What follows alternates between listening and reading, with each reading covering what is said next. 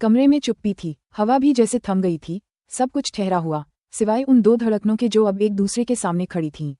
आरव अब माया की आंखों में झांक रहा था, वो आंखें जो कभी उम्मीदों से भरी थीं, अब सवालों से बोझिल थीं।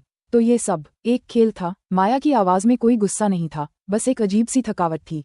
आरव ने धीरे से सिर हिलाया।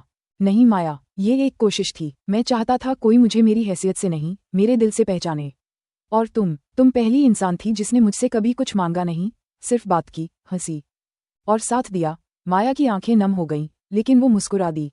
जानते हो आरव, मैंने हमेशा सोचा कि अगर जिंदगी कभी मुझे असली चमत्कार दिखाएगी तो वो इंसान की सच्चाई होगी, उसकी गहराई, उसकी सोच। और शायद मैं उस चमत्कार के बहुत करीब थी, लेकिन मेरी आंखें बंद थीं।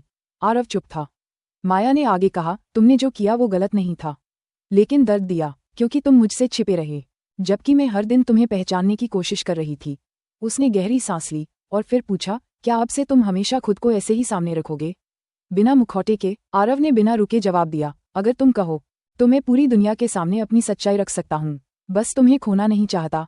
माया कुछ पल चुप रही, फिर वह मुस्कुराई, और वह मुस्कान कोई जवाब नहीं थी, बल्कि एक नई शुरुआत थी। उसने धीरे से आरव का हाथ थामा और कहा, तो चलो अब एक दूसरे को सच से जानने की शुरुआत करते हैं। कमरे में जैसे उजाला फैल गया, अंधेरे से निकला हुआ प्यार अब अपनी पहली रोशनी में खड़ा था, और उस दरवाजे के बाहर नई कहानी की सुबह दस्तक दे रही थी।